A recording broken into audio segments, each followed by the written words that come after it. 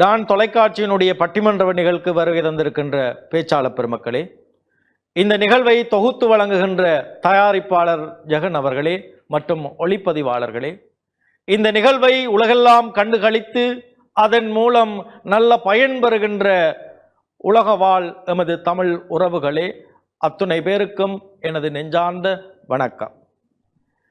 வாரந்தோறும் பட்டிமன்ற நிகழ்விலே புதியதையும் புதுமையினூடாக பண்பாட்டு விழுமியங்களையும் கற்றுக்கொண்டிருக்கின்ற இந்த சூழலில் அது தொடர்பில் தலைப்பை எடுத்து இங்கே வாதிடுவதற்காக இளைய பேச்சாளர்கள் வருகை தந்திருக்கிறார்கள்.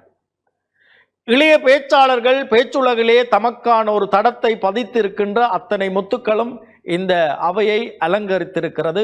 ஆகவே இன்றைய பட்டிமன்றமும் உங்களுக்கு மிகவும் கேட்பதற்கு, அதனை ரசிப்பதற்கு ஏற்றதாக இருக்கும் என்று நம்பிக்கை கொடுக்கின்றேன்.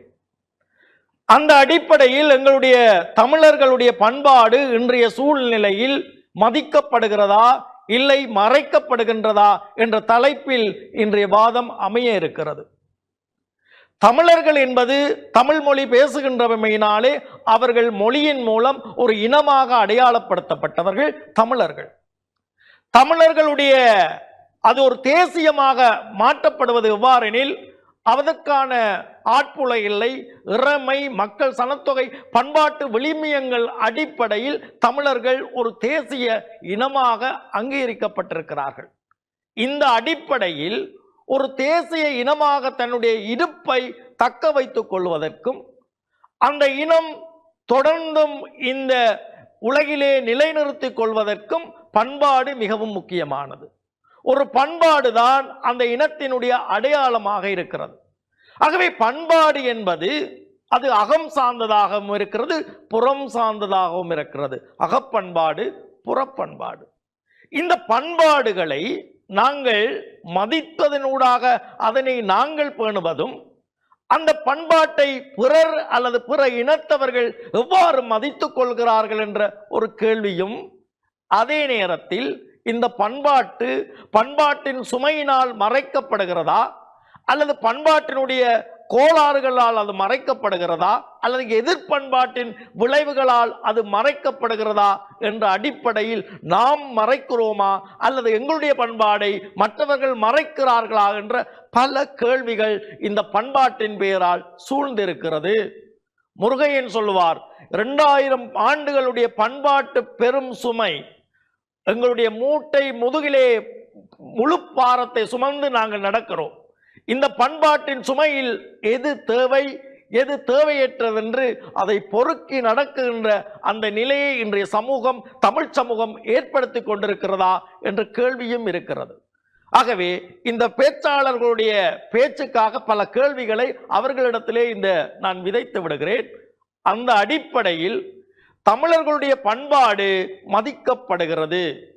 அந்த பண்பாட்டின் மதிப்புமிக்க ஒரு அடையாளமாகத்தான் நாங்கள் இருக்கின்றோம் என்ற அடிப்படையில் ஒரு பெண்குலத்தினுடைய பேச்சாளர் பட்டிமன்ற பேச்சாளர்களுக்கு சமமாக அந்த சபையிலே தனக்கான ஒரு தனித்துவத்தை பதித்திருக்கக்கூடிய யாழ்ப்பாண பல்கலைக்கழகத்தினுடைய இறுதி ஆண்டு மாணவி, சிறந்த அறிவிப்பாளர், தேசிய ரீதியிலே தமிழ் தின போட்டிகளிலே 1ஆம் இடம் பெற்ற ஒரு அறிவிப்பாளர், அத்தகைய பெருமைக்குரிய செல்வி கார்த்தியாயினி அவர்களை தமிழர் பண்பாடு இன்றைய சூழ்நிலையில் மதிக்கப்படுகிறது என்று பேசுவதற்காக அன்போடு அழைத்து நிற்கின்றேன். வாருங்கள் கார்த்தியாயினி, நன்றாக பேசுங்கள். உங்களுக்காக நேயர்கள் காத்திருக்கிறார்கள். அன்னை தமிழுக்கு முதற்கண் வணக்கத்தை தெரிவித்துக் கொண்டு இந்த அவையை அலங்கரித்துக் கொண்டிருக்கக்கூடிய எங்களுடைய நடுவர் அவர்களே, என் சக பேச்சாளர்களே, டான் தொலைக்காட்சி வாயிலாக இணைந்து கொண்டிருக்கக்கூடிய நேயர் சொந்தங்களே, உங்கள் அனைவருக்கும் எனது பணிவான வணக்கத்தை தெரிவித்துக் கொள்கிறேன். இன்று இந்த பட்டிமன்றத்தில் எங்களுக்கு வழங்கப்பட்டிருக்கக்கூடிய தலைப்பு என்னவென்றால், இன்றைய சூழ்நிலையில் தமிழர்களின் பண்பாடு மதிக்கப்படுகின்றதா மறைக்கப்படுகின்றதா என்பதே ஆகும். இதன் அடிப்படையில் எங்களுடைய தரப்பு என்ன வாதத்தை கையில் எடுத்திருக்கிறது என்று சொன்னால், இன்றைய சூழ்நிலையில் தமிழர்களின் பண்பாடு மதிக்கப்படுகிறது என்பதே ஆகும். நடுவர் அவர்களே, இந்த தலைப்பு மிகவும் ஒரு காரசாரமான தலைப்பு. அதையும் விட இன்றைய சமகாலத்தில் எங்களுக்கு தேவையான ஒரு தலைப்பாகவும் இருக்கிறது. நான் என்னுடைய வாதத்தை ஆரம்பிப்பதற்கு முன்னர் முதலில் ஒரு விடயத்தை அடிக்கோடிட்டு காட்ட விரும்புகிறேன். அது என்னவென்று சொன்னால், இவர்கள் மதிக்கப்படுவதென்று எதை எதிர்பார்க்கிறார்கள் என்பதை நான் முதலில் தெரிந்து கொள்ள விரும்புகிறேன். ஒரு மரியாதை என்பது அதனுடைய வரலாறு சார்ந்து வர வேண்டியதா, அல்லது அந்த இனத்திற்கே அந்த மொழிக்கே என்று தனித்துவமாக இருக்கக்கூடிய கலைகள் இலக்கியங்கள் என்று சார்ந்து வரக்கூடியதா? மரியாதை அது மதிக்கப்படுவதற்கான காலத்தின் கட்டாயம் எது சார்ந்து வர வேண்டியது என்ற சந்தேகம் இவர்களுடைய பார்வையில் இருந்து எனக்கு இருக்கின்றது.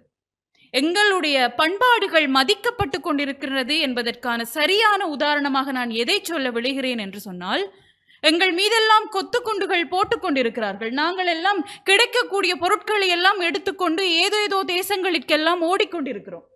எங்களுடைய வாழ்வு நாளை நிச்சயமானதா என்ற சந்தேகத்தில் கூட இந்த மாதத்தில் இந்த திதியில் தான் அந்த அம்மன் கோயில் திருவிழா வரும் என்று தெரிந்து நாங்கள் 10 நாட்கள் விரதம் இருக்கின்றோம் என்று சொன்னால் அங்கு தமிழர்களுடைய பண்பாடு மதிக்கப்படுகிறது. இந்த நாளில் தான் அந்த மாதா கோயில் திருவிழா என்று ஒருவன் தெரிந்து வைத்துக் கொண்டிருக்கிறான். தன்னுடைய உயிரை கூட கையில் பிடித்துக் கொண்டு ஓடுகின்ற அந்த வேளையிலும் தன்னுடைய பண்பாட்டை பற்றி சிந்திக்கக்கூடிய ஒரு இனமாக இந்த தமிழினம் எங்களுடைய தேசத்தில் இருந்திருக்கிறது. இதைவிட எப்படி எங்களுடைய பண்பாடுகளை யார் வந்து மறைக்கப் போகிறார்கள் என்பதும் என்னுடைய கேள்வியாக இருக்கிறது. அப்பொழுது எங்களுக்கு ஒருவேளை சோறு என்பதற்கு சரியான உணவு இல்லை, நிம்மதியான தூக்கம் இல்லை. ஆனாலும் எங்களுடைய பண்பாடுகள் இந்த தேசமும் இந்த மண்ணும் தாங்கி நிற்கின்றது என்று சொன்னால் அது பேணப்பட்டிருக்கின்றது என்பதற்கான அடிப்படை காரணம் அந்த பண்பாடுகளை தமிழர்கள் மதித்திருக்கிறார்கள். எந்த பண்பாடு கலாச்சாரத்தை நாங்கள் மதிக்கின்றோமோ அதைத்தான் நாங்கள் பேண முடியும் என்ற உண்மைத்தன்மையையும் இவர்கள் புரிந்து கொள்ள வேண்டும். அப்படி என்று சொன்னால் தமிழர்களுடைய கலாச்சாரத்திலும் பண்பாட்டிலும் சில இன்றைய காலத்தில் ஏற்றுக்கொள்ள முடியாத பண்பாடுகள் கொஞ்சம் இருந்தது. நாங்கள் சாதியம் என்ற ஒரு கொள்கையை கட்டி காத்திருக்கிறோம். அதையும் தாண்டி பல வேறுபாடுகள் எங்களுக்குள்ளும் இருந்திருக்கிறது. பெண்களுடைய மாதாவிடாய் என்று சொன்னாலே அது தீட்டு என்று கூட ஒரு கட்டத்தில் நாங்கள் பார்த்திருக்கிறோம். இதையெல்லாம் நாங்கள் காவுவதற்கு தயாராக இல்லை, இதையெல்லாம் நாங்கள் மதித்து பேணுவதற்கு தயாராக இல்லை என்ற பட்சத்தில் இன்றைக்கும் தொழில்நுட்பங்கள் வளர்ந்திருக்கிறது. எத்தனையோ பூகோளமயமாக்கல் நிகழ்வுகள் இடம்பெற்றிருக்கிறது. இந்த உலகத்தில் பல மாற்றங்கள் இடம்பெற்றிருக்கிறது. ஆனாலும் எங்களுடைய பண்பாட்டை நாங்கள் பேணிக் கொண்டிருக்கிறோம் என்று சொன்னால் அந்த பண்பாட்டின் ஒவ்வொரு விடயத்தையும் இந்த தமிழ் சமுதாயம் மதித்து கொண்டிருக்கின்றது என்ற உண்மைத்தன்மையை இந்த அவை புரிந்து கொள்ள வேண்டும். இன்றைய உலகம், இன்றைய சூழ்நிலை அப்படி என்று இவர்கள் வந்து பேசுவார்கள். எங்களுக்குள்ளும் பிரிவுகள் இருக்கிறது, எங்களுடைய பண்பாடுகளை நாங்கள் இந்த மொழி ஆக்கிரமிப்பாலும் இந்த நாகரிக ஆக்கிரமிப்பாலும் நாங்கள் அதை மறைத்து வைத்திருக்கிறோம் அப்படி என்று சொல்லுவார்கள். நடுவர் அவர்களே, மொழிகளுக்கெல்லாம் தாய்மொழியாக இருக்கக்கூடிய இந்த தமிழ் மொழிக்கென்று ஒரு சரியான வரலாறு இருக்கின்றது. இன்று இந்த உலகத்தில் எத்தனையோ மொழிகளும் எத்தனையோ பண்பாடுகளும் அழிந்தொழிந்து அடையாளமே தெரியாமல் போயிருக்கின்ற பட்சத்தில் கூட மொழிகளுக்கெல்லாம் தாய்மொழியான இந்த தமிழ் மொழி இற்றை வரை தன்னை நிலைப்படுத்தி வைத்திருக்கிறது, தன் சார்ந்த பண்பாடுகளை விதைத்து வைத்திருக்கிறது என்று சொன்னால் அது அத்தனை ரணங்களை கடந்துதான் இந்த நிலையில் இருக்கும். அப்படிப்பட்ட மொழியினுடைய பண்பாடு என்பது பேணப்பட்டு மரியாதைக்குரிய ஒன்றாகத்தான் இருக்கிறது என்று யுனெஸ்கோ சொல்கிறது. ஒவ்வொரு 2 வாரங்களுக்கும் ஒரு மொழி அழிந்து கொண்டிருக்கிறது. அது உலகத்தினுடைய ஏகாதிபத்திய மொழிகளின் தாக்கத்தினால் ஒவ்வொரு 2 வாரங்களுக்கும் ஒரு மொழி அழிந்து கொண்டிருக்கிறது அப்படி என்று அவர்களுடைய தரவு ஒன்று கிடைக்கப்பெற்றது. இப்படியான பட்சத்தில் பல்லாயிரம் வருடங்கள் பழமையான ஒரு மொழி நாங்கள் இற்றை வரை அதை பாதுகாத்து கொண்டிருக்கின்றோம் என்று சொன்னால் யாரோ ஒருவர் வந்து உன்னுடைய மொழியை நீ பாதுகாத்து வைத்துக்கொள் அப்படி என்று எங்களுக்கு யாரும் எழுதி தரவில்லை. நாங்கள் எங்களுடைய பண்பாடுகளின் ஊடாக நாங்கள் அதை பாதுகாக்கிறோம், எங்களுடைய பழக்க வழக்கங்களூடாக அந்த மொழியை நாங்கள் பாதுகாக்கிறோம் என்று சொன்னால் தமிழன் இந்த சூழ்நிலை மட்டுமல்ல, எந்த சூழ்நிலை வந்தாலும் அவன் தன்னுடைய பண்பாடுகளை விட்டு செல்ல மாட்டான் என்பதற்கான அடிப்படை விடயம் இதுவாகத்தான் இருக்கிறது. அடிப்படையில் ஒரு மொழி பாதுகாக்கப்பட வேண்டும், அந்த மொழி சார்ந்த பண்பாடு பாதுகாக்கப்பட வேண்டும் என்றால் அந்த இனம் பாதுகாக்கப்பட வேண்டும். அந்த இனம் பாதுகாக்கப்பட வேண்டும் என்றால் அந்த இனத்தினுடைய நாடு பாதுகாக்கப்பட வேண்டும். இங்கு வியப்பு என்னவென்றால், மொழிகளுக்கெல்லாம் தாய்மொழியான தமிழ் மொழிக்கொன்று ஒரு நாடு இல்லை, அந்த இனத்திற்கொன்று ஒரு தனியான தேசம் இல்லை, ஒரு ஆட்புல எல்லை இல்லை. கிடைத்த இடங்களிலெல்லாம், ஏறிய இடங்களிலெல்லாம் எங்களுக்கென்று ஒரு அடையாளத்தை நாங்கள் உருவாக்கி கொண்டிருக்கிறோம் என்று சொன்னால் எங்களுடைய பண்பாட்டின் வலிமை என்ன என்பதையும், இந்த இனம் அந்த பண்பாட்டை எப்படி மதிக்கிறது என்பதன் தன்மையையும் இவர்கள் புரிந்து கொள்ள வேண்டும். எங்களுடைய தேசத்திலிருந்து புலம்பெயர்ந்தவர்கள் எல்லாம் ஏறிய தேசங்களில் எல்லாம் எங்கள் முப்பாட்டன் முருகனுக்கு ஒரு கோயில் கட்டி அலகு குத்தி அங்கு காவடி எடுக்கிறார்கள் என்று சொன்னால் இந்த பண்பாட்டினுடைய தன்மையை அவர்கள் எப்படி மதிக்கிறார்கள் என்பதை இந்த அவை புரிந்து கொள்ள வேண்டும். இறுதியாக ஒன்றை மட்டும் சொல்லி நான் நிறைவு செய்து கொள்கிறேன். இங்கு ஜெர்மனிய ஆராய்ச்சியாளர் நிக்கோலா என்ற ஒரு மனிதர் என்ன சொல்கிறார் என்று சொன்னால், நாங்கள் இந்த தமிழ் மொழி என்பது அது வெறும் மொழி அல்ல, அது மனித பண்பாட்டு மொழி அப்படி என்று கூறுகிறார். இந்த தமிழ் மொழிக்கு நாங்கள் கொடுக்கின்ற மரியாதையை காட்டிலும் இன்னொரு தேசத்தில் இன்னொரு இனத்தில் இன்னொரு தாய்மொழியை பேசக்கூடியவன் எங்களுடைய மொழிக்கு கொடுக்கின்ற மரியாதை என்பது இன்றைய சூழ்நிலையில் எங்கள் பண்பாடும் எங்கள் மொழியும் பாதுகாக்கப்பட்டு மரியாதைக்குரிய ஒன்றாக இருக்கிறது என்ற உண்மை தன்மையை நாங்கள் புரிந்து கொள்ள வேண்டும். அதே நேரம் ஐரோப்பியாவினுடைய புகழ்பூத்த தமிழ் பேராசிரியர் ஒருவர், அவர் ஜெர்மனிய மொழியை பேசக்கூடிய ஒருவர், அவர் கூறுகின்ற கருத்து என்னவென்று சொன்னால், 100 கோடி ரூபாய் செலவில் தமிழ் எக்ஸ் அப்படி என்று சொல்லக்கூடிய ஒரு தமிழ் டிஜிட்டல் அகராதி ஒன்றை அவர் உருவாக்கி இருக்கிறார். நடுவர் அவர்களே, நாங்கள் எல்லாம் வரலாறுகள் அப்படி என்று சொன்னவுடன் எங்களுடைய தமிழ் மொழி சார்ந்த இலக்கியங்களை வரலாற்றுப்படுத்துகிறோம். இன்று டிஜிட்டலைஸ்ட் அப்படி என்ற ஒரு விஷயம் பல துறைகளில் செல்வாக்கு செலுத்துகின்ற பொழுதும் அதை தமிழ் மொழிக்கு இது அவசியமான ஒன்று என்று வேற்று மொழி பேசக்கூடிய ஒருவர் இந்த ஆவணப்படுத்தலை செய்கிறார் என்று சொன்னால் இது தமிழ் மொழிக்கு கிடைத்த மரியாதை என்பதை இவர்கள் ஏற்றுக்கொள்ள வேண்டும். இதை தமிழில் இருப்பவர்கள் செய்யவில்லை என்று இவர்கள் கூறினால் உண்மையில் தமிழ் பேசும் ஒவ்வொரு நடமாடும் வரலாற்று புத்தகங்களும் அடுத்த சந்ததிக்கு தன் மொழியை கடத்துகின்றது, தன் பண்பாட்டை கடத்துகின்றது என்பதே அவர்கள் அந்த மொழிக்கும் அந்த இனத்திற்கும் அந்த இனத்திற்காக போராடியவர்களுக்கும் செய்யக்கூடிய பெரிய மரியாதை என்பதை கூறிக்கொண்டு விடைபெறுகிறேன். நன்றி. இனங்களுடைய இருப்பும் பண்பாட்டினுடைய இருப்பும் ஒன்று சேர்ந்தது. என்னுடைய பண்பாட்டை நான் நேசிக்கின்றமையினால்தான் அத்தனை துன்பங்களிலும் அந்த பண்பாட்டை நாங்கள் நகர்த்த முடிந்திருக்கிறது. தமிழ் சமூகத்தினுடைய நகர்ச்சி என்பது பண்பாட்டின் நகர்ச்சியினூடாக வந்திருக்கிறது. அதுதான் சார்ல்ஸ் டார்வினுடைய கூர்ப்பு கொள்கையிலும் அடிப்படையில் தக்கன பிழைக்கும் என்ற அடிப்படையிலே நாங்கள் பலவற்றை எங்களுடைய பண்பாட்டிற்கு ஒவ்வாத சில விடயங்களை நாங்கள் விட்டுத்தான் சில பண்பாடுகளை நகர்த்தி இருக்கிறோம் என்று காத்தியாயினி அவர்கள் அழகாக பேசியிருக்கிறார். இல்லை, இன்றைய சூழ்நிலையில் தமிழர்களுடைய பண்பாடு என்பது மதிக்கப்படவில்லை, இப்பொழுது மறைக்கப்படுகின்றது என்று பேசுவதற்காக யாழ்ப்பாண பல்கலைக்கழகத்தினுடைய 3ஆம் வருட மாணவி சுமர்தா அவர்களை அன்போடு அழைத்து நிற்கின்றேன். வாருங்கள். எட்டிசையும் புகழ் மணக்கும் முயல் தமிழ் கண்டோர் விரும்பும் கன்னி தமிழ் கவினூறு செந்தமிழ் முக்கன் மூர்த்தியும் ஆய்ந்த தமிழ் தெள்ளு தமிழ் தேன் தமிழ் நம் இன்பத் தமிழ் தாய்மொழியாம் தமிழன்னி தலை சாய்த்து வணங்கி இங்கு வீற்றிருக்கும் நடுவர் அவர்களுக்கும் என் தரப்பினருக்கும் எதிர் தரப்பினருக்கும் இந்நேர வந்தனங்களை கூறிக்கொள்வதில் மட்டற்ற மகிழ்ச்சி அடைகின்றேன். எங்களுடைய தலைப்பு, இன்றைய சூழ்நிலையில் தமிழர் தம் பண்பாடு மதிக்கப்படுகிறதா இல்ல மறைக்கப்படுகிறதா? எங்களுடைய தலைப்பு மறைக்கப்படுகிறதா ஆகும். அந்த வகையில் பண்பாடு என்றால் என்ன? வாழ்வியல் நெறிமுறை, மொழி, கல்வி, உடை, சுகாதாரம் எல்லாம் கடந்ததுதான் பண்பாடு, தமிழர் தம் பண்பாடாகும். அந்த வகையில் இன்று எதிர்த்தரப்பு தலைவி கூறியிருந்தார், மொழியை பற்றி கூறியிருந்தார். ஆம், இன்றைக்கு நம்முடைய தமிழ் மொழி எவ்வாறு காணப்படுகிறது, சீரழிந்து காணப்படுகிறது என்பதை ஆணித்தரமான உண்மையாக காணப்படுகிறது. உதாரணமாக சீன நாட்டு மொழியை எடுத்தோமானால் சீன நாட்டவர்கள் தங்களுடைய உற்பத்திகளில் முதன்மையாக தங்களுடைய மொழியையே உறுதிப்படுத்துகின்றார்கள். ஆனால் எங்களுடைய நாட்டில் உற்பத்தி செய்யப்படுகிற அனைத்து பொருட்களிலும் எங்களுடைய மொழி முதன்மையான எங்களுடைய தமிழ் மொழியை முன்னிலைப்படுத்தாது அடுத்த நாட்டவரது இரண்டாவது மொழியை முன்னிலைப்படுத்தி காட்டுகின்றோம். அந்த வகையில் இதிலிருந்து உணர்ந்து கொள்ளக்கூடியதாக இருக்கும் இன்றைக்கு தமிழ் மொழி சீரழிந்து காணப்படுகிறது என்று. அடுத்ததாக உணவு. அன்றைய காலத்தில் நம்முடைய முன்னோர்கள் உணவு பழக்க வழக்கத்தை தங்களுடைய அன்றாட வாழ்வில் பழகிக் கொண்டிருந்தார்கள். ஆனால் இன்றைக்கு நம் தலைமுறை இளைஞர்கள் பிடிச்சதை சாப்பிடுறா, கிடைச்சதை சாப்பிடுறா, தப்புன்னு தெரிஞ்சும் கெட்டதை சாப்பிடுறா. அதுதான் இன்றைய உணவு பழக்கமாக காணப்படுகிறது.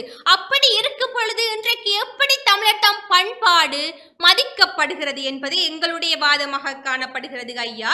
அன்றைக்கு உணவே மருந்து என்று இருந்தோம், இன்றைக்கு சாப்பிட முன்னுக்கு மருந்து, சாப்பிட்ட பின்னுக்கு மருந்து. அதுதான் இன்றைய கலாச்சாரம், இன்றைய தமிழர் தன் பண்பாடாக காணப்பட்டு கொண்டிருக்கிறது. அடுத்ததாக பழக்க வழக்கத்தை பற்றி எதிர்த்தரப்பு அணியினர் கூறியிருந்தனர். நம்முடைய பழக்க வழக்கம் இன்று கல்வியில் நம்மளுடைய பழக்க வழக்கங்கள் எவ்வாறு காணப்படுகிறது?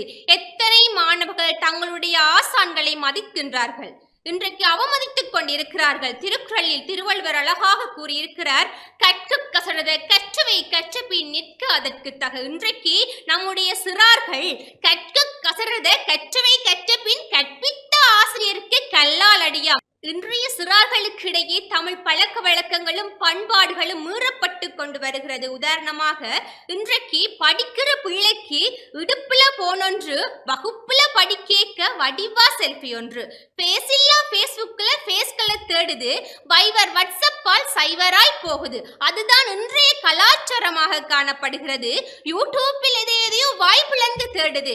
இப்படிப்பட்ட இந்த சூழ்நிலையில் எவ்வாறு எங்களுடைய கலாச்சாரங்கள் மதிக்கப்படுகிறது என்பது நாங்கள் கூறிக்கொள்ள முடியும்? இல்லை, இன்றைக்கு மறைக்கப்பட்டு கொண்டேதான் இருக்கிறது. அடுத்ததாக இன்றைக்கு தெருக்கு தெரு மதுபாவன கடைகள் திறக்கப்பட்டு கொண்டே இருக்கிறது. இப்படி திறக்கப்பட்டு கொண்டு இருக்கும் பொழுது எவ்வாறு எங்களுடைய கலாச்சாரங்கள் வளர்ந்து கொண்டு போகும்? சீரழிந்து கொண்டுதான் போகும், ஈவகாரணியங்கள் குறைந்து கொண்டுதான் போகும், வாழ்வட்டு அந்த வட்டு இந்த வட்டு அதிகரித்து கொண்டுதான் போகுது. அதன் காரணமாக தமிழ் தம் பண்பாடு சீரழிந்து கொண்டுதான் போகுமே தவிர ஒரு நாளும் மதிக்கப்பட மாட்டாது என்பது என்னுடைய வாதமாக இருக்கிறது. ஒரு படத்துல பார்த்திருப்போம், செந்தில் வந்து கவுண்டமணியை பார்த்து அவற்றை தலையின்ற ஹேர் ஸ்டைல பார்த்து கேட்பேர், என்னடா மண்டையில கீரி புள்ள படுத்திருக்கு. ஆனா ஐயா, இன்றைக்கு மண்டையில கீரி புள்ள மட்டுமாயா படுத்திருக்கு? எல்லி மூஞ்சிரு நட்டுவா காலி என்று விதம் விதமா வண்ணம் வண்ணங்கள்ல படுத்திருக்குது.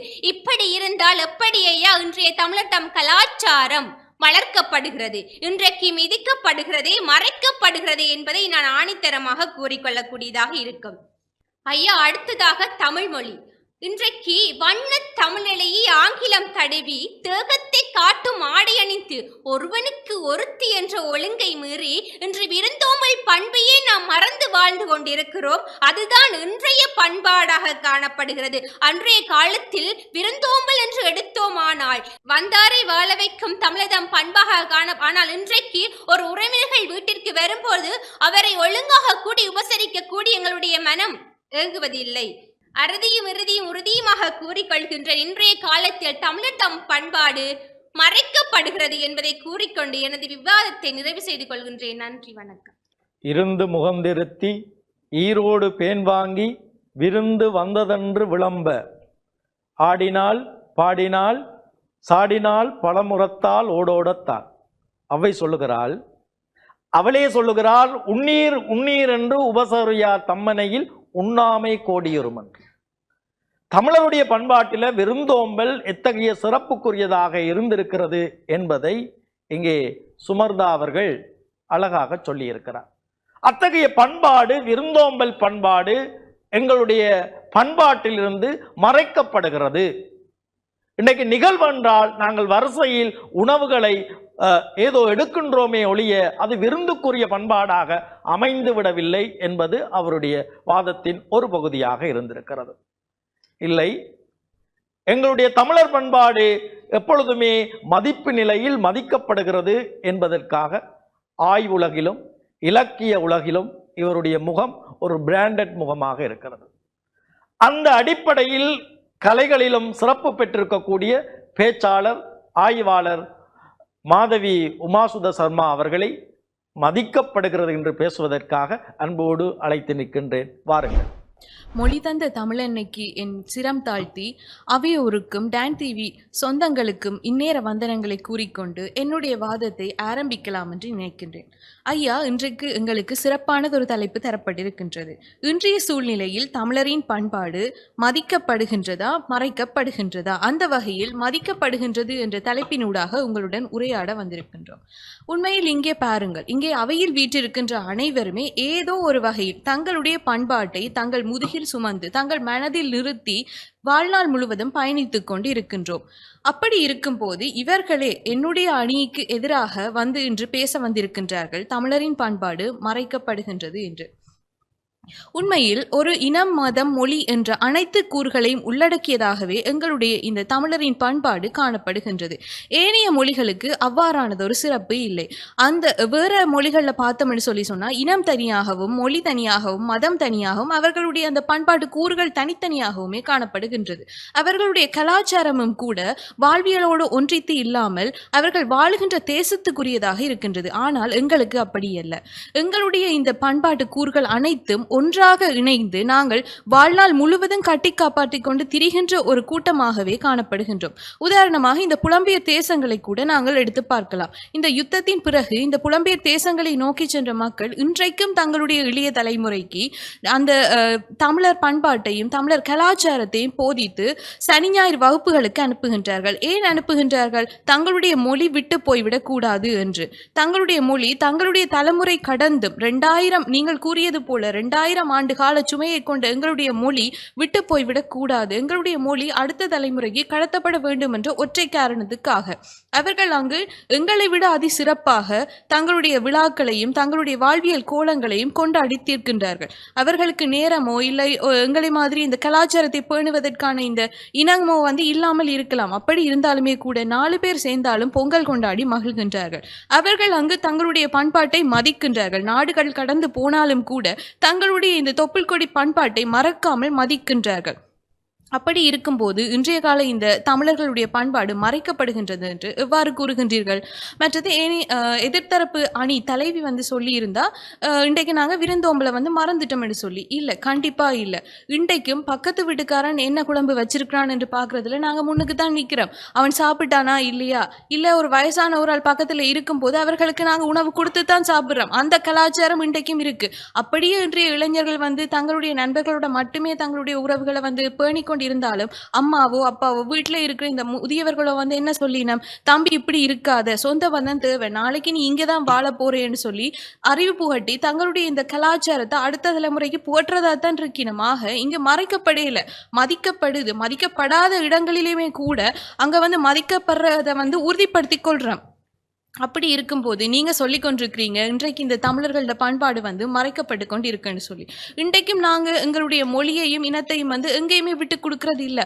உதாரணமாக ஒரு பெயர் பலகைகளாக இருக்கலாம். இந்த பெயர் பலகை அறிவிப்புகள் பொது இடங்களில் இருக்கும் போது கூட அங்கே ஒரு சரியான வகையில் அந்த மொழி பிரதித்துவப்படுத்தப்படாட்டி உடனே அதை எடுத்து என்ன செய்கிறோம், பத்திரிகைகளுக்கு அனுப்புகிறோம், சமூக வலைத்தளங்களில் பதிகிறோம். எங்களுடைய மொழிக்கான அந்த தனித்துவத்தை நாங்கள் தான் கேட்கிறவர்களாக இருக்கிறோம். குரலற்றவர்களின் குரலாகவும் நாங்க ஒழிச்சு கொண்டு இருக்கிறோம். அப்படி இருக்கும் போது நீங்க சொல்றீங்க தமிழர்களின் பண்பாடு நீங்க மறைக்கப்படுதுன்னு சொல்லி.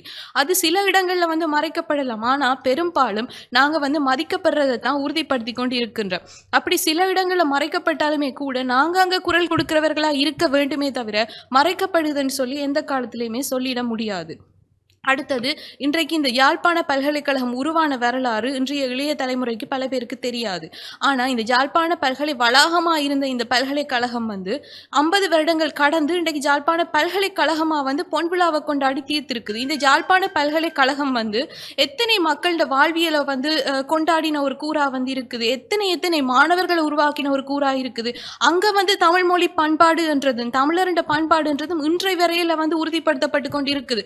இன்றைக்கும் யாழ்ப்பாண பல்கலைக்கழகத்தில் படிக்கிற வெளி மாவட்ட மாணவர்களாக இருக்கலாம், இல்லாட்டி வேற்று மொழி பேசக்கூடிய மாணவர்களாக இருக்கலாம், தமிழை கற்றுக்கொள்றதுக்கான ஆர்வத்தோடு இருக்கணும். ஏனென்றா அவர்களுக்கு தெரியும் இந்த மொழியும் எங்களுடைய நாட்டினுடைய மொழி என்றது தெரியும். நாங்கள் எப்படி சகோதர இனத்தை நாங்கள் மதிக்கிறோமோ, சகோதர மொழியை கற்றுக்கொள்றதுல ஆர்வமாக இருக்கிறோமோ, அதே மாதிரி இந்த சகோதர இனத்தவர்களும் எங்களுடைய தமிழ் மொழியை கற்றுக்கொள்ளினோம். அப்படியெல்லாம் இருக்கும் போது எங்களுடைய பண்பாடு இன்றைக்கு மறைக்கப்படுதுன்னு சொல்றது எங்களால் நிச்சயம் நிச்சயமாக ஏற்றுக்கொள்ள முடியாது. தொழில்நுட்ப வளர்ச்சிகள் காரணமாக வந்து நாங்கள் சில விடயங்களை வந்து மாற்ற வேண்டிய தேவைக்கு உட்பட்டு இருக்கலாம். ஏற்கனவே என்னுடைய அணி தலைவர் சொன்ன மாதிரி நாங்கள் இந்த நூலக எரிப்புக்கு பிறகு எண்ணிம நூலகங்களை உருவாக்குறதுல மிகப்பெரிய அளவில் பங்காற்றி கொண்டு இருக்கிறோம். இன்றைக்கு இங்கே இருக்கிற எத்தனையோ சமூகத்தில் முக்கியமான நபர்கள் வந்து இந்த எண்ணிம நூலகத்துக்காக தங்களுடைய இந்த வாழ்நாளை வந்து கொடுத்து கொண்டு இருக்கிறோம்.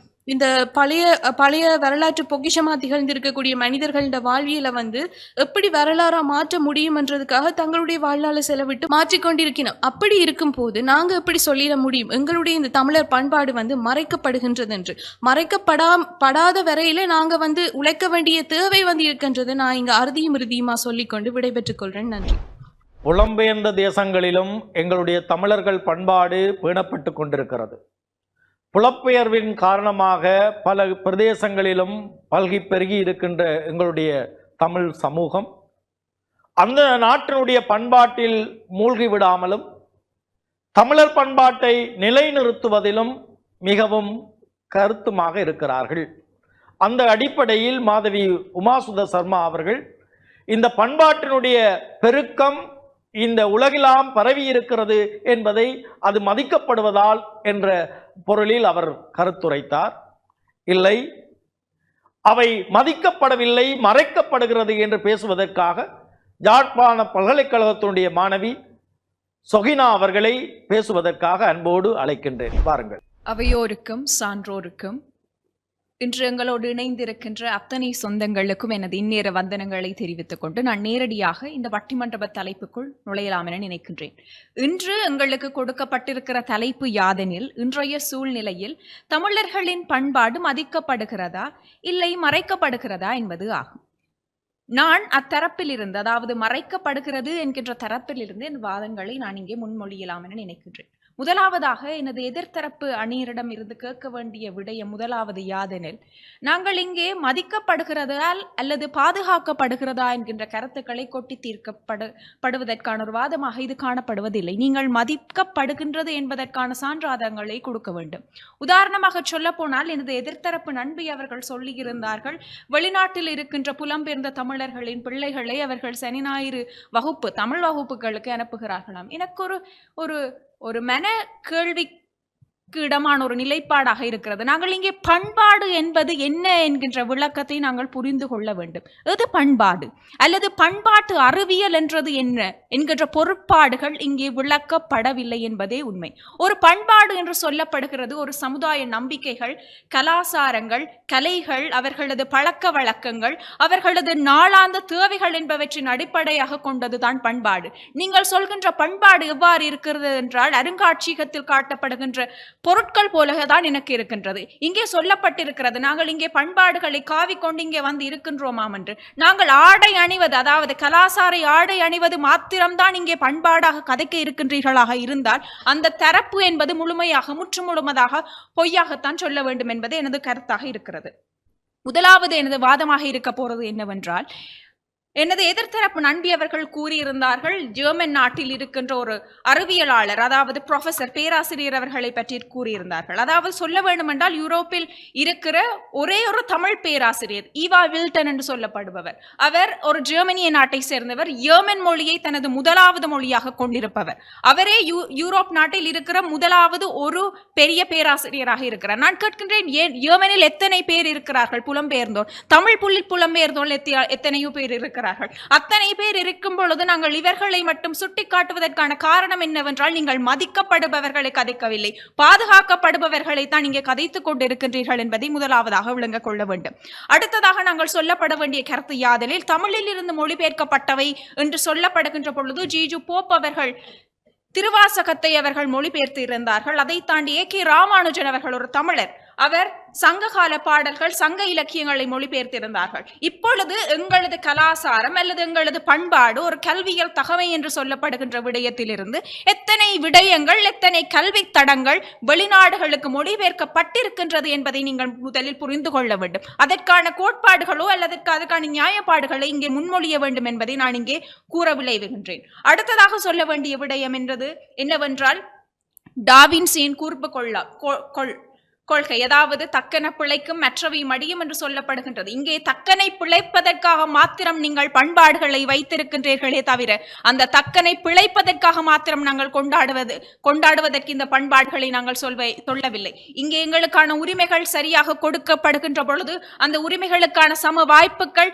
சமமாக வாழ்வதற்கான உரிமைகள் வழங்கப்படுகின்ற பொழுது மாத்திரமே இங்கே பண்பாடு நிலைத்திருக்கின்றது. எங்களது அரசியல் யாப்பில் சொல்ல போனால் இங்கே சிங்களம் எங்களது தேசிய மொழி, அத்துடன் தமிழும் அத்துடன் தமிழும், இங்கே அத்துடன் தமிழும் என்று சொல்லப்படுகின்ற பொழுதே இங்கு எங்களுக்காக இருக்கின்ற அடிப்படை உரிமைகள் இங்கே மொழி உரிமை இல்லாமல் செய்யப்படுகின்றது. அதை தாண்டி நாங்கள் எத்தனையோ பேரை புதைக்கப்பட்டு அவர்களுக்கான உரிமைகளை இன்று வரை நாங்கள் கொட்டி கேட்டு தீர்த்து கொண்டிருக்கின்றோமே, இதையா நீங்கள் பண்பாடு என்று சொல்கின்றீர்கள்? பண்பாடு எனப்படுகின்ற பொழுது நீதியியல், நிதி நிர்வாகம், அதே சமயத்தில் நியாயாதிக்கங்களை வழங்குகின்ற நிலைப்பாடில் இந்த உரிமைகள் பண்பாடுகள் அமையப்பெறவில்லை என்பதை நான் இங்கே அழுத்தமாக கோடிட்டு கூற விரும்புகின்றேன். அதை தாண்டி நாங்கள் ஜெர்மனியில் பார்க்கின்ற பொழுது இங்கே இருந்து புலம்பெயர்ந்து சென்றவர் தான். அவருக்கு பேர் செந்தூரன் வரதராஜா என்று சொல்லப்படுபவர், பெருமறிஞர், பெருமெழுத்தாளர். ஆனால் அவரது முதலாவது மொழி தனது மொழி தாய்மொழி என்று சொல்ல விரும்பவில்லை. அதாவது தமிழ் மொழியை அவர் குறிப்பிடவில்லை. அவரது மொழி ஜெர்மன் மொழியாகத்தான் இருப்பதாக அவர் உடனடியாக தனது அடையாளப்படுத்தி சொல்லப்படுகிறார். ஆகவே நான் இங்கே குறிப்பிடப்படுகின்ற விடயம் யாதெனில், பண்பாடு என்பது ஒரு குறியீடு, ஒரு அடையாளம். அந்த அடையாளங்களை நாங்கள் தீர்த்து விட்டு அதை கொண்டாடுவதற்கு மாத்திரம் பயன்படுத்துகின்றோமே தவிர வாழ்வியலில் அத்தனை விடயங்களை நாங்கள் ஒன்று சேர்ப்பதில்லையே. திருமணங்களில் பாருங்கள், வாழையடி வாழையாக வாழ வேண்டும் என்று சொல்கின்றோம். வாசலிலே வாழை இருக்கிறது, பிளாஸ்டிக் வாழை மரம். தட்டிலே இருக்கிறது பிளாஸ்டிக் வாழை இலை.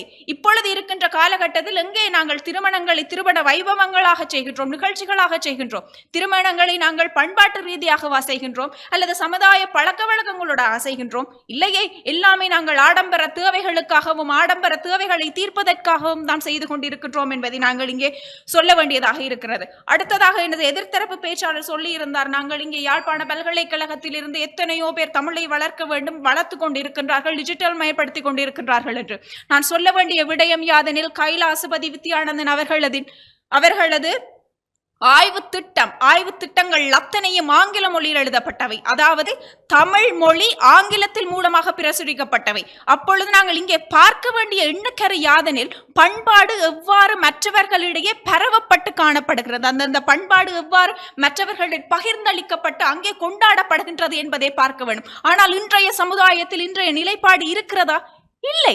நாங்கள் முந்தைய செய்தவர்களை மாத்திரமே கொண்டாடி தீர்த்து கொண்டிருக்கிறோமே தவிர எங்களுக்கான அடையாளங்களையோ குறியீடுகளையோ நாங்கள் இங்கே வளர்க்கவில்லை. குறிப்பாக கைலாசபதி அவர்களின் ஆய்வு கூட்டு, அதாவது அந்த ஆய்வு சுருக்கம் என்பது கேம்பிரிட்ஜ் பல்கலைக்கழகத்தில் செய்யப்பட்ட பொழுதும் அது ஆக்ஸ்போர்ட் பல்கலைக்கழகம் மூலமாக வெளியே வரப்பட்டது.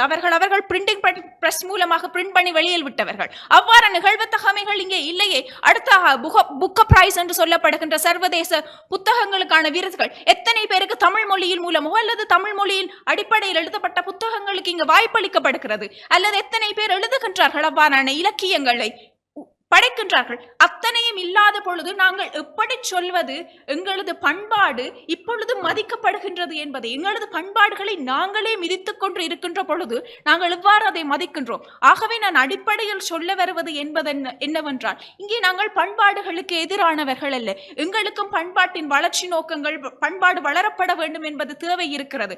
ஆகையால் அந்த பண்பாடு என்பது எவ்வாறு கொண்டு போய் சேர்க்கப்பட வேண்டும் என்கின்ற விகிதத்தில் நாங்கள் சிந்தித்து செயற்பட வேண்டும் என்று கூறி இந்த வாய்ப்பை பாராட்டி விடைபெறுகின்றேன். நன்றி, வணக்கம். பேச்சாளர் சொகினா அவர்கள் சிறப்பாக தன்னுடைய வாதத்தை முன்வைத்திருக்கிறார். பண்பாடு பாதுகாக்கப்படுவதும் மதிக்கப்படுவதும் ஒன்றா என்றொரு கேள்வி எழுப்பியிருக்கிறார். மதிப்பிலிருந்து பாதுகாப்பு வருகிறதா அல்லது பாதுகாப்பின் ஊடாக மதிக்கப்படுகின்ற தளத்துக்கு அது நகர்த்தப்பட இருக்கிறதா என்பது எதிர்த்தரப்பு பேச்சாளர்கள் அதை பற்றி பேசுவார்கள் என்று நம்புகிறேன். பண்பாடு இன்றைய நிலையில் அது மதிக்கப்படாமல் போகின்றது, அது மறைக்கப்பட்டு கொண்டிருக்கிறது என்பதற்கு பல்வேறு ஆதாரங்களை வெளிப்படுத்தி இருக்கிறார். ஒரு விவாதம் ஆதாரத்தின் அடிப்படையில் கட்டமைக்கப்பட வேண்டும் என்பதில் அவர் உறுதிப்பாடோடு தன்னுடைய பேச்சை நிறைவு செய்திருக்கிறார். இப்பொழுது இல்லை, தமிழருடைய பண்பாடு மறைக்கப்படவில்லை, மதிக்கப்படுகின்றது என்ற அந்த அணியினுடைய வாதத்துக்கு வலு சேர்ப்பதற்காக அந்த அணியினுடைய நிறைவு பேச்சாளர் ஜெனாத் அவர்கள் இருக்கிறார்கள். சிறந்த எழுத்தாளர். தன்னுடைய சூழலில் படுகின்ற உணர்வுகளை கவிதையாகவும் சிறுகதையாகவும் படைப்புலகில் இருக்கின்றவர். அதே போன்று இன்றைய பேச்சுத்துறையிலும் தனக்கான தனி இடத்தை வகித்து கொண்டிருக்கூடிய ஜனாத் அவர்கள், வாருங்கள், இந்த சூழ்நிலையில் தமிழருடைய பண்பாடு மதிக்கப்படுகிறது என்று பேசுவதற்காக அன்போடு அழைத்து நிற்கின்றேன். ஓசை பெற்றுயர் பாட்கடல் உற்றொரு பூசை முற்றவும் நக்குபு புக்கென ஆசை பற்றி அறையில் உற்றேன். அறையும் ஆடரங்கும் மடப்பிள்ளைகள் செய்கையில் தச்சரும் காய்வரும். தமிழெண்ணையை வணங்கி தலைப்பை தொடுகிறேன். தமிழர்தம் பண்பாடு மதிக்கப்படுகிறது. இதில் அவையோருக்கு என்ன சந்தேகம் என்பதுதான் எனக்கு தெரியவில்லை. நடுவர் அவர்களே, இன்று பேச வந்திருக்கும் ஹரிஹரனுக்கு மட்டுமல்ல, அன்றே பாரதிக்கும் பாரதிதாசனுக்கும் எம் போராட்ட காலங்களில் கவி பாடிய எம் மூத்த கவி புதுவை ரத்தினதுரைக்கும் இருந்த ஒரு அங்கலாய்ப்பில் பேசிக்கொண்டிருக்கிறார்கள் இன்றைய கவிஞர்கள் அல்லது பேச்சாளர்கள். பாரதி, மெல்ல தமிழினி சாகும் அந்த மேற்கு மொழிகள் புவிமிசை யோங்கும் எவன் சொன்னான் என்று அன்று கிளர்ந்தெழுந்தார். பாரதிதாசன், நாளும் பொழுதும் எங்கள் செல்வம் கொள்ளை போகவோ நாங்கள் இங்கு சாகவோ அழுது கொண்டு இருப்போமோ ஆண் பிள்ளைகள் அல்லவோ உயிர் வெல்லமோ என்று கூவி எழுந்தார். புதுவை ரத்தினதுரை, அன்புடையீரே, தாய்நாட்டை காதலியுங்கள், இனத்தை இழந்தால் பலத்தை இழப்போம், பலத்தை இழந்தால் நிலத்தை இழப்போம், ஆகவே எம் பண்பாட்டை உயிரிலும் மேலாக காதலியுங்கள் என்று அறைகூவி நின்றான். அதேபோல் இன்றும் ஆவலோடு பேசி அமர்ந்திருக்கிறார்கள். எனக்கு முன் பேசிய சோகினா அழகாக இந்த பாதுகாப்பு மதிக்கப்படுதல் என்ற விரிவான விளக்கத்தை கூறினார். நடுவர் அவர்களே, ஒரு சிறிய உதாரணம். எங்களுடைய அன்னையர்கள், அக்காமார், நாங்கள் இந்த மாங்கல்யத்தை அழகாக அதிகடந்த மதிப்பு அதற்கு செலுத்துவதால் தானே அதை பாதுகாக்கிறோம். கண்களிலே ஒட்டிக்கொள்கிறோம், வச்சு பாதுகாக்கிறோம். அதை பற்றி சொல்றோம். தலையணைக்கு கீழே வைத்து பாதுகாக்கிறோம், கண்களிலே ஒட்டி காலம் முழுதும் சாகும் தருவாயும் அதை பாதுகாக்கிறோமே.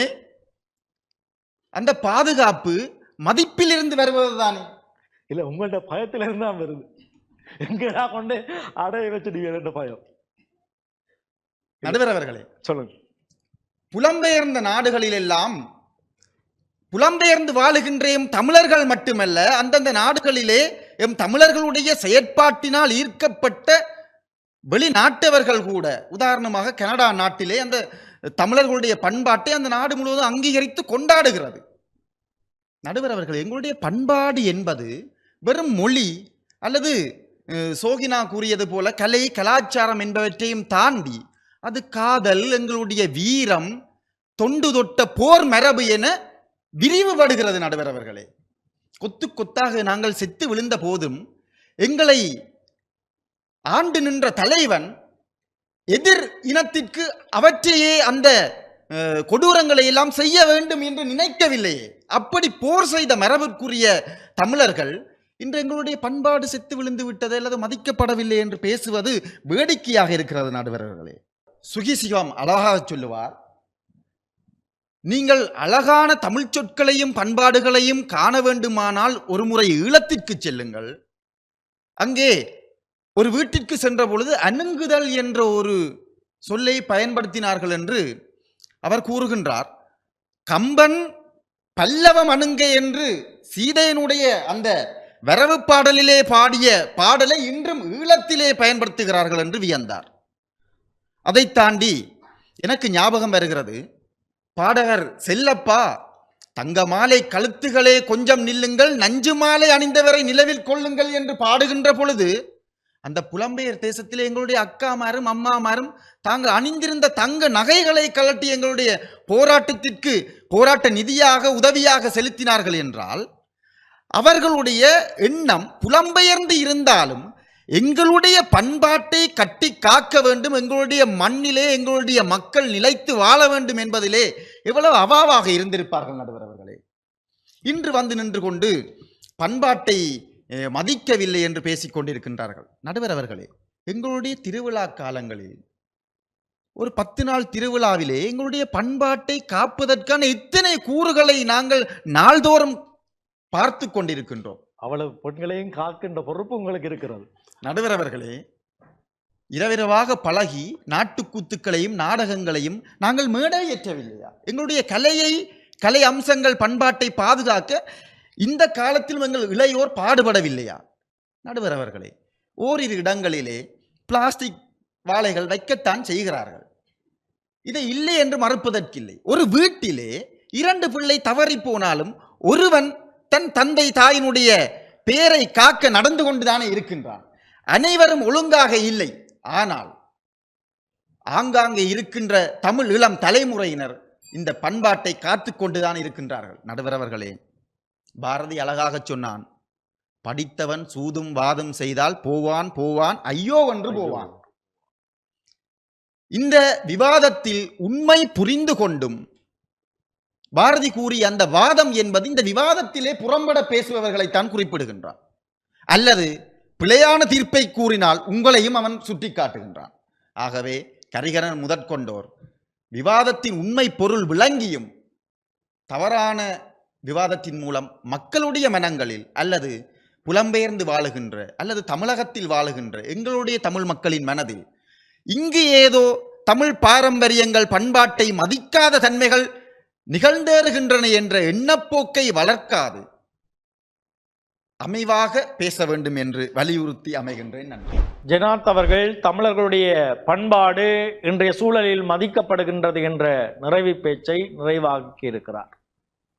இல்லை, இன்றைய பண்பாடு மதிக்கப்படவில்லை என்பதற்காக சிறந்த அதிரடி பேச்சாளர், அவர் வருகின்ற சபையெல்லாம் கலகலப்பாக இருக்கக்கூடிய கலகலப்பு பேச்சாளர், அத்தனை இளையோருக்கு ஒரு முன்னுதாரணமாக இருப்பவர், ஊக்கியாக செயற்படுபவர், அத்தகைய வல்லமை வாய்ந்த ஒரு பேச்சாளர் ஹரிஹரன் அவர்கள் இல்லை இந்த பண்பாடு மறைக்கப்படுகின்றது என்று பேசுவதற்காக அவர் என்ன மறைப்பை கொண்டு வருகிறாரோ தெரியவில்லை. பார்ப்போம். எங்கள் வாழ்வும் எங்கள் வளமும் மங்காத தமிழ் என்று சங்கே முழங்கு எங்கள் பகைவர் எங்கோ தொலைந்தார், இங்குள்ள தமிழர்கள் ஒன்றாதல் கண்டு கனித்தமிழாம் என் செந்தமிழ் தாய்க்கு சிரம் தாழ்த்தி நடுவரவர்களே, எண்ணணியினரே, எதிரணியினரே, அவை சார்ந்த பெருந்தகைகளையும் உங்கள் அத்தனை பேரையும் ஒரு சேர பணிந்து கொண்டு நான் நேரடியாக தலைப்பிற்குள் நுழையலாம் என நினைக்கிறேன். இன்றைக்கு தமிழர்களுடைய பண்பாடு மதிக்கப்படுகிறதா மறைக்கப்படுகிறதா என்பதுதான் எங்களுடைய வாதமாக இருக்கிறது. நடுவரவர்களே, எதிரணியினர் வந்து பேசினார்கள், மதிக்கப்படுகிறது என்று. இன்றைக்கு தமிழர்களுடைய பண்பாட்டை யார் மதிக்கிறார்கள் என்ற கேள்வியை நாங்கள் இந்த அவையிலே எழுப்ப வேண்டும். தமிழர்களே தமிழர்களுடைய பண்பாட்டை மதிக்காமல் இருக்கும் பொழுது பிறநாட்டுக்காரன் இந்த பண்பாட்டை மதிக்கிறான் என்று எவ்வாறு நீங்கள் பேசுவீர்கள்? இன்றைக்கு நாங்கள் கூறுகிறோம் எங்களுடைய பண்பாடு மறைக்கப்படுகிறது என்றால் அதற்கு இந்த ஈழ நிலைமை உதாரணமாகத்தான் இருந்து கொண்டிருக்கிறது. பிற மொழி பேசுபவர்கள், பிற இனத்தவர்களால் எங்களுடைய பண்பாடு மறைக்கப்பட்டு கொண்டிருக்கிறது. அப்ப நாங்கள் ஆதாரங்களை இலகுவாக கொடுக்கக்கூடியதாக இருக்கிறது. யாருக்குமே அடிமையாக மாட்டோம் என்று மார்தட்டி போராடிய ஒரு இனம் கேவலம் போதைக்கு அடிமையாகி செத்து மடிந்து கொண்டிருக்கிறது. நடுவர்களே, இதுதான் இந்த இனத்தினுடைய பண்பாடு மதிக்கப்படுவதற்கு உதாரணம். கொஞ்ச நாளைக்கு முதல் நாங்கள் பேசுகிறோம் போதைப் பொருள் கடத்தல், போதைப் பொருள் வருகிறது, எங்கள் பிள்ளைகள் போதை பாவிக்கிறார்கள். இன்றைக்கு நாங்கள் பேசுகிறோம் நேற்று போதை பாவித்து ஒரு இளைஞர் மரணமடைந்தான், 12 வயது படியன் இறந்தான், 22 வயது படியன் இறந்தான், ஊசி மூலம் போதை ஏற்றும் பொழுது அந்த நீர்க்குமிழிகளால் ஒரு இளைஞன் இறந்து போனான், மாரடைப்புறால் இறக்கிறான் என்று எங்கள் பிள்ளைகளை போதைக்கு இன்றைக்கு காவு கொடுக்கும் நிலைக்கு வந்து விட்டோம். நடுவர்களே, போதை அரக்கனுக்கு அடிமையாகி போய் கொண்டிருக்கிற இந்த சமுதாயத்திற்கு என்ன மரியாதை இருக்கிறது என்பதை கேட்டுக்கொள்ளுங்கள். அடுத்ததாக கார்த்தியாயனி கூறினார், முப்பாட்டன் முருகனுக்கு நாங்கள் அலகு குத்தி காவடி எடுக்கிறோம் என்று. நடுவர்களே, முருகனையே நீங்கள் தமிழனாக ஏற்றுக்கொள்ளவில்லையே. இன்றைக்கு முருகனுக்கும் சமஸ்கிருதத்தில் தானே நீங்கள் மந்திரங்கள் ஓதிக்கொண்டு இருக்கிறீர்கள். இயேசுபிரான் பிறந்த அவருடைய தாய்மொழி என்ன நடுவர்களே? அரமேயம் அவருடைய தாய்மொழியாக இருக்கிறது. ஆனால் இயேசுபிரானை வழிபாடு செய்யும் தேவாலயங்கள் எல்லாம் தமிழ் பிரதேசம் என்றால் தமிழிலே தான் வழிபாடு செய்கிறார்கள். ஆங்கில பிரதேசம் என்றால் ஆங்கிலத்தில் தான் வழிபாடு செய்கிறார்கள். சிங்கள பிரதேசம் என்றால் சிங்களத்தில் தான் வழிபாடு செய்கிறார்கள். பிதா சுதன் பரிசுத்த ஆவி என்று இருந்ததை இன்றைக்கு தந்தை மகன் தூய ஆவி என்று மாற்றி இருக்கிறார்களே. நடுவர்களே, பரலோகத்தில் இருக்கும் என் பரமபிதாவே என்று கூறியதை இன்றைக்கு விண்ணுலகில் இருக்கும் என் தந்தையே என்று தூய தமிழில் மாற்றி இருக்கிறார்களே. நடுவர்களே, அப்படி கிறிஸ்தவத்தில் கூட எங்களுடைய தூய தமிழ் வந்திருக்கும் பொழுது முருகா என்று அழைத்தேன், முப்பாட்டன் என்று கூறிய எங்கள் தமிழ் கடவுள் முருகனுக்கு இன்றைக்கும் சமஸ்கிருதத்தில் தான் நீங்கள் பூஜை வழிபாடுகள் செய்கிறீர்கள் என்றால் இந்த இனம் பண்பாட்டை மதிக்கிறதா? நடுவர்களே, எங்களை திட்டமிட்டு மறைத்துக் கொண்டிருக்கிறீர்கள் என்பதுதான் எங்களுடைய கேள்வியாக இருக்கிறது. அடுத்ததாக இவர்கள் எங்களுடைய பண்பாட்டை பற்றி மொழிகளை பற்றி எல்லாம் பேசினார்கள். இன்றைய இளைஞர்களுக்கெல்லாம் அட்வைஸ் பண்ணினா கிரிஞ்ச் என்கிறார்கள் நடுவர் அவர்களே. இன்றைக்கு வரலாறுகளை கூறினால் பூமர் என்கிறார்களே நடுவர்களே. நண்பனோடு சேர்ந்து ஒரு பைக்கிலே போனால் வானவில் என்று புது புது மொழிகளை வைத்து எங்களை எல்லாம் கலாய்த்து தள்ளி கொண்டிருக்கிறார்களே. இதுதான் இந்த இனத்தினுடைய பண்பாட்டு மரியாதையாக என்று கேள்விக்குள். அடுத்ததாக மாதவி பேசும்பொழுது கூறினார், யாழ்ப்பாண பல்கலைக்கழகம் இன்றைக்கு இருக்கிறதே என்று கூறினார். இருக்கிறது, என்ன செய்கிறது என்பதுதான் என்னுடைய கேள்வியாக இருக்கிறது. தனியே எங்களுடைய உணர்வெழுச்சி போராட்டங்களையும் முள்ளிவாய்க்கால் தினத்தையும் மாவீரர் தினத்தையும் அனுஷ்டிப்பதற்கு மாத்திரம் அந்த பல்கலைக்கழகம் உருவாக்கப்படவில்லை. சமூகத்திற்கு அந்த மாணவர்கள் என்ன செய்கிறார்கள் என்பதுதான் நாங்கள் கேட்கிறோம். தலைநகரிலே மொரட்டுவை பல்கலைக்கழகம் தமிழருவி என்ற ஒரு நிகழ்ச்சியை, எங்களுடைய பண்பாட்டு நிகழ்ச்சியை தலைநகருக்குள் செய்கிறார்கள். பேராதனையிலே குறிஞ்சிச்சாரல் செய்கிறார்கள். எங்களுடைய கழனியிலே மதுவை செய்கிறார்கள். அதே போல எங்களுடைய ஊவா பல்கலைக்கழகத்திலே மலைத்தன்றல் செய்கிறார்கள். ஆனால் தமிழர்களுக்கு நாங்கள் தான் இருக்கிறோம், தமிழென்றால் எங்கள் பல்கலைக்கழகம் தான் என்று மார்தட்டக்கூடிய யாழ்ப்பாண பல்கலைக்கழகம் எங்கள் பிள்ளைகளுடைய பண்பாட்டு கலை அம்சங்களை சேர்த்து ஏதாவது ஒரு பண்பாட்டு பெருவிழாவை எங்களுக்கு அடையாளமாக செய்ய முடியாமல் இருக்கிறீர்கள் என்றால் இந்த கல்விக்கூடம், தமிழர் பிரதேசத்திற்கு இருக்கிற கல்விக்கூடம், நாங்கள் என்ன செய்து கொண்டிருக்கிறோம் என்பதுதான் கேள்வியாக இருக்கிறது. பெயர் பலகைகளிலே கூறினார்கள் இன்றைக்கு தமிழ். எந்த பெயர் பலகையிலே நடுவர்களே தமிழ் இருக்கிறது? வன்னி பக்கங்களுக்கு சென்று பாருங்கள். எங்களை ஆண்டவர்கள் கொடுத்த அந்த அறிவுரை இன்றைக்கும் இருந்து கொண்டிருக்கிறது. ஆனால் எங்கள் பிரதேசங்களில் நகை மாடங்கள் எல்லாம் தமிழிலே ஜுவல்லரியாக மாறிவிட்டது. கலையகங்கள் எல்லாம் தமிழிலே ஸ்டூடியோவாக மாறிவிட்டது. எங்களுடைய குளிரகம் எல்லாம் தமிழிலே கூல் ஷாப்பாக மாறிவிட்டது. சுவையூற்று ரெஸ்டாரண்ட் ஆகிவிட்டது. வெதுப்பகம் தமிழிலே பேக்கரி ஆகிவிட்டது. எனும் பொழுது தமிழையும் கொன்று ஆங்கிலத்தையும் கொன்று இன்றைக்கு மொழிகளையே கொள்ளும் ஒரு இனமாக என்னுடைய தமிழ் சமுதாயம் மாறிக்கொண்டிருக்கிறதே.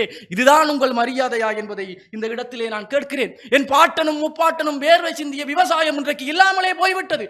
காலிலே போடக்கூடிய செருப்பை ஷோரூமுக்குள்ளே, ஏசிக்குள்ளே, குளிரூட்டிக்குள்ளே வைத்து நாங்கள் பூந்து பார்க்கிறோம். ஆனால் எங்களுடைய அன்றாட தேவைக்கான நெல்லும் அரிசியும் விவசாய பொருட்களும் வீதிகளிலும் தெருவோர கடைகளிலுமே கொட்டி கிடக்கிறதே.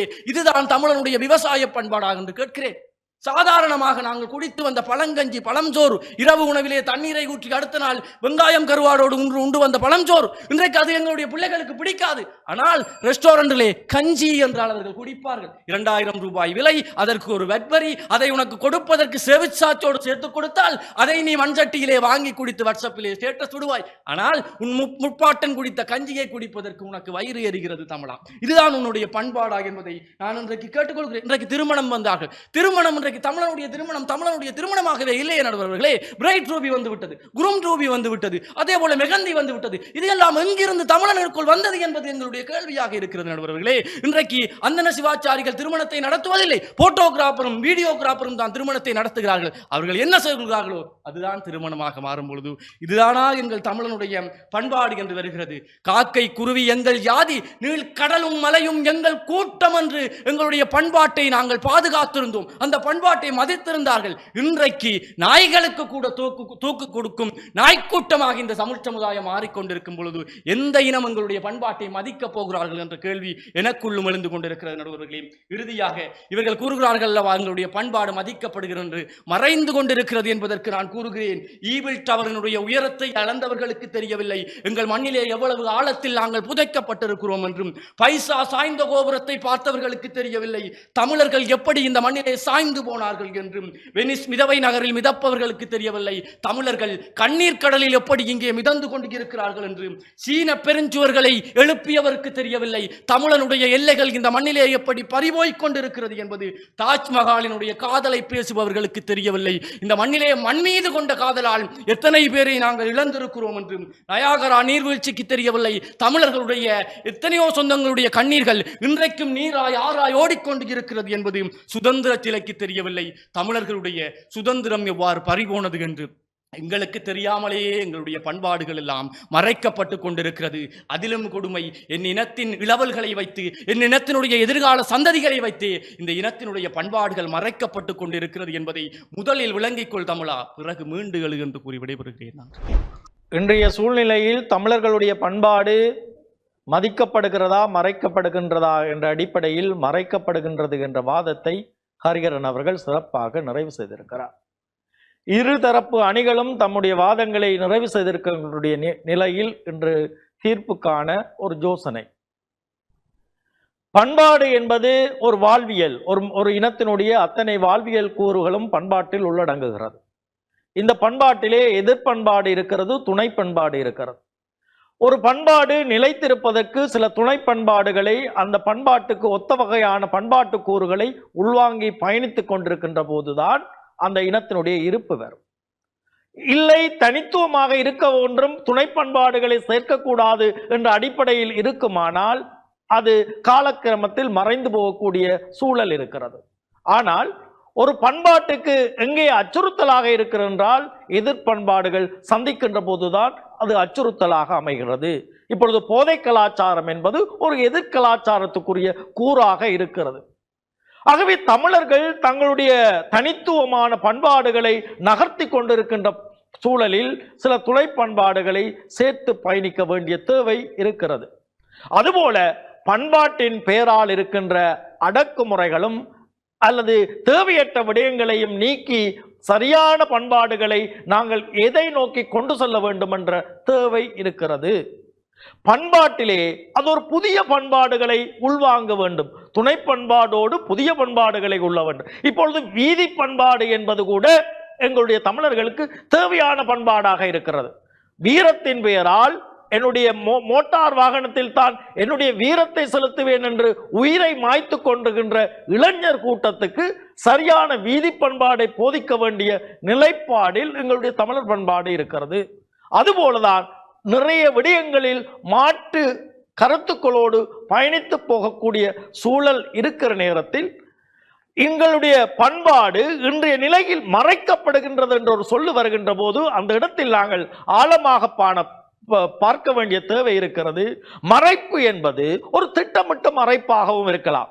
அரசியல் சூழ்நிலையில் இந்த பண்பாட்டினுடைய ஒரு இனத்தை நாங்கள் அழிக்க வேண்டும் என்றால் இனத்தினுடைய கூறுகளை அதை சிதைத்து விட்டால் அந்த சிதைப்புக்கினூடாக அல்லது அதை உள்ளீர்ப்பு செய்வதோட ஒன்று, ஒரு இனத்தை அழிக்க வேண்டும் என்றால் இனத்தினுடைய பண்பாட்டு கூறுகளை சிதைப்பது, இன்னொன்று அந்த பண்பாட்டு கூறுகளை எண்ணகத்தை வாரி சுருட்டுவது.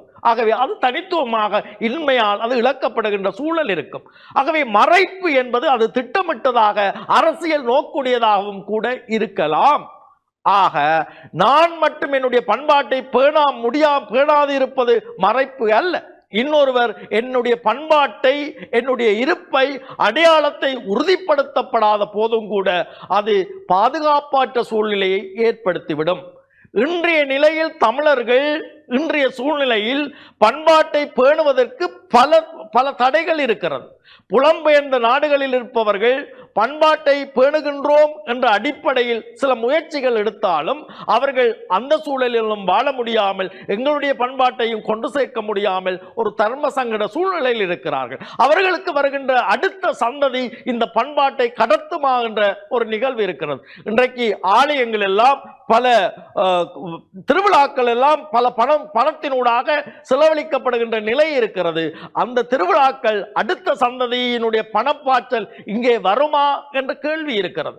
அது தடைப்படுகின்ற போது உங்கள் திருவிழாக்கள் எல்லாம் அது அப்பாறே கீழ் நோக்கி போய்விடும். இந்த நிலையில் இவைதான் எங்களுடைய பண்பாட்டின் அடையாளங்களாக நாங்கள் முன்னிறுத்துவது எந்த அடிப்படையில் பொருத்தமானதாக இருக்கும் என்ற கேள்வியை நாங்கள் எழுப்பி நிற்கின்றோம். ஆகவே ஒரு இனத்தினுடைய பண்பாடு என்பது அது பேணப்பட வேண்டும் அல்லது அது அடையாளப்படுத்த வேண்டும் என்பதில் எந்த மாற்று கருத்தும் இருக்க முடியாது. இன்றைய சூழலில் தமிழர்களுடைய பண்பாடு என்பது மதிக்கப்படுகிறதா மறைக்கப்படுகின்றதா என்ற அடிப்படையில் மதிக்கப்படுவதற்கான கூறுகள் பல இருக்கிறது. அகப்பண்பாடு சார்ந்து விருந்தோம்பல் சரி, அல்லது ஒருவரை ஒருவர் மதிக்கின்றது சரி, அல்லது கூட்டாக மனித சமூகம் வாழுகின்றதாக இருந்தாலும் சரி, அது இருக்கின்ற சூழலில் ஆனால் தனித்தனி கூறுகளாக தனித்தனி தீவுகளாக தமிழர்கள் உடைக்கப்படுகின்ற சூழல் இருக்கிறது. ஒருவர் அதிகாரத்தில் யார் இருக்கிறாரோ அந்த அதிகாரத்தில் இருப்பவர் என்ன பண்பாடை கடைபிடிக்கிறாரோ அந்த பண்பாடு தான் எல்லோருடைய பண்பாடாகவும் பாய்ச்சப்படுகிறது. அல்லது அந்த அதிகாரத்துக்கு ஒவ்வாத பண்பாடு இருக்கிற போது அது இழிசனர் பண்பாடு அல்லது அந்த பண்பாடு இந்த பண்பாடு என்று ஒரு பண்பாட்டு ஏற்றத்தாழ்வை எங்களுடைய தமிழர் சமூகம் இப்பொழுதும் கடைபிடித்துக் கொண்டிருக்கிறது. ஆக அதிகாரத்தின் பெயரால் அல்லது புனிதப்படுத்தத்தின் பெயரால் ஒரு பண்பாடை நாங்கள் பயன்படுத்துவோமானால் அது பிழையான வழிக்கு கொண்டு சேர்க்கும்.